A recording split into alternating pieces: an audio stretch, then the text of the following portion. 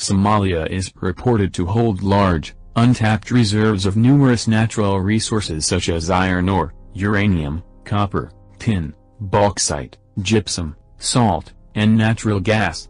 Its proximity to countries such as Yemen and Saudi Arabia makes it a potential reserve of oil. These resources remain largely untapped and unexploited because of the poor infrastructure and the decades of civil war. For a long time, the country did not have a substantial government in place. However, following the end of the civil war, the country is slowly rebuilding, with several foreign companies already showing interest in investing in its mining industry. Somalia has a lot to do if it has to rely on its minerals for revenue. Most experts believe that the oil and gas sector is likely to see some progress in the future. Here are some of the major resources of Somalia. Oil. Somalia's proximity to the Gulf of Arab states such as Yemen and Saudi Arabia makes it a huge potential for oil reserve. However, oil has not been exploited in the country, though certain foreign companies such as Chinese Oil Company have been granted a license to find minerals including oil. The government of Somalia has also created the Somalia Petroleum Company to supervise and control petroleum exploration in the country. Range Resource, an oil group based in Sindh, estimates that the Puntland province in the north of Somalia has the potential to produce 5–10 million barrels of oil. Oil exploration in the region began in the 2000s with a series of negotiations between the government and foreign companies. In 2012, the government okayed the first official oil exploration in Puntland. The exploration was led by Africa Oil, a Canadian oil company, and Range Resources. The Shabia-1 well became the first to yield oil. Gypsum. It is believed that Somalia has one of the largest gypsum reserves in the world. Gen Mineral Technology is currently working in Somalia to develop one of the world's largest gypsum deposits. The deposit is located in Berbera and has been exposed for many miles, extending for approximately 5 miles. The Berbera gypsum is located approximately 14 miles from the nearby port, making the transportation of gypsum very easy. This deposit is known to contain millions of tons of good-grade gypsum and anhydrite. It is estimated that there are more than 13 million tons of greater than 90% pure gypsum and about 9 million metric tons of greater than 85% pure gypsum. GMT Minerals intends to establish the handling and processing plant near the deposit. The plant is expected to process about 2 million tons of gypsum every year and also produce homogenized products for calcination and pulverization. Uranium. Uranium was discovered in Somalia in the late 1960s by UN geologists who also discovered several other minerals in the country. The reserve was one of the largest in the world, with researchers estimating that the country's deposits accounted for 25% of the world's known uranium reserves, which was approximately 800,000 tons.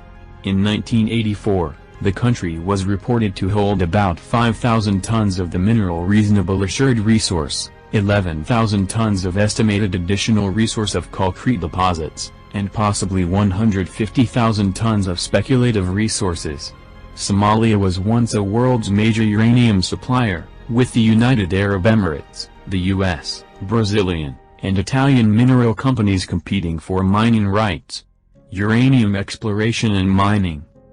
Wildlife. The wildlife of Somalia is composed of both flora and fauna. The country has 6 national parks and several other game reserves including Hargeisa National Park, Dalo Mountain, Kismayo National Park, and Jilib National Parks. These national parks contain a wide variety of wildlife including about 120 mammals and 725 birds. Some of the common wild animals include elephant and lion which, to an extent have been driven from the northern coast districts, rhinos, spotted hyena, jack disturbed by the many years of violence and civil unrest in the country. Several organizations such as the Somali Ecological Society and Somali Environmental Protection and Anti-Desertification Organization are currently involved in efforts to protect the remaining forests and wild animals. Salt. Somalia once had the biggest salt factory in the world. The Hafoon Salt Factory was established in the Hafoon area in northern Italian Somalia. The factory was destroyed by fire during the British conquest of Italian East Africa. Before the destruction of the salt factory, the plant produced about 200,000 metric tons of salt, which were mainly exported to Far East Asia. After 2 decades of civil unrest, Somalia is seeking to revive the salt sector in the Hafun and Herdeo regions. Somalis in the diaspora have also supported the initiative and are currently mobilizing funds to help in the salt mining in the coastal sea. Other minerals of Somalia. In recent years, several other minerals have been produced in Somalia, including gemstone, sandstone, niobium, granite, tantalum, and marble. It also has deposits of several other non-metallic minerals such as kaolin, silica sand, feldspar, and limestone. These minerals are mainly explored by artisan miners on a small scale. There are also small deposits of copper and iron ore in the country. Somalia has the longest coastline on Africa's mainland, 3,300 kilometers. Somalia has been inhabited since at least the Paleolithic. During the Stone Age, the Doyan and Hargeisan cultures flourished here. Somalia was an important center for commerce with the rest of the ancient world, and according to most scholars, it is among the most probable locations of the fabled ancient land of Punt. During the Middle Ages, several powerful Somali empires dominated the regional trade, including the Ajuran Sultanate, the Adil Sultanate, the Warsangali Sultanate, the Sultanate of the Geladi and the Majeerteen Sultanate. In the late 19th century, through a succession of treaties with these kingdoms, the British and Italian empires gained control of parts of the coast and established the colonies of British Somaliland and Italian Somaliland. In the interior, Muhammad Abdullah Hussein's Dervish state successfully repulsed the British Empire 4 times and forced it to retreat to the coastal region, but the Dervishes were finally defeated in 1920 by British air power. Italian occupation lasted until 1941, yielding to British military administration. British Somaliland would remain a protectorate, while Italian Somaliland in 1949 became a United Nations trusteeship under Italian administration, the Trust Territory of Somaliland. Ancient tombs, ruins, and walls such as the Warga Wall are evidence of a sophisticated civilization that was once present in the Somali Peninsula. This civilization had an ancient writing system that is still not deciphered. This, and the fact that they traded with the ancient Egyptians and Greeks, supports the view that this was the ancient kingdom of Punt. Camels were domesticated between the 3rd millennium and 2nd millennium BC. From Somalia, they spread to ancient Egypt and North Africa. A lucrative trade network developed between the states of Apone, Masalan, Mundus, Malaw, and Tabi. This connected with traders from Egypt, Greece, Phoenicia, Sidon, Persia, Nabatea, and Rome.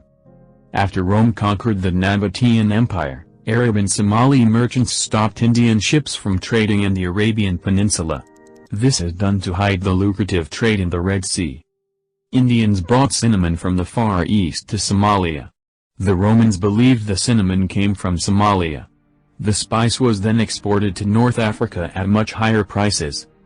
Somalia's economy is projected to grow at an annual rate of 3 to 4%, according to the 3rd Somalia Economic Update, SEU, published by the World Bank. Titled Rapid Growth in Mobile Money, Stability or Vulnerability? The SEU assesses Somalia's vibrant mobile money market, and provides concrete recommendations on introducing mobile money regulation that can boost a secure system for widespread financial inclusion. There are quite some archipelagos and islands found on the coast of Somalia, which include the Saad ad-Din archipelago and the Bajuni Islands. Somalia is renowned for its poets. Somalia has long built the oral tradition of storytelling and poetry, which has successfully been passed on from one generation to another. These stories and poems were later written down around the 20th century. A popular new genre of song on the radio in the late 20th century was Hilo, taken from Somali poetry. Some themes of Somali poetry are history, philosophy, and clan politics, as well as praise or ridicule of humans or animals. Probably the best-known Somali poet is spiritual and military leader Muhammad Abdullah Hussein, leader of the Muslim dervishes. Somali plays were performed in the late 20th century at the National Theatre in Mogadishu and at small theatres in other cities. Somalis began to write plays under the influence of British and Italian colonists.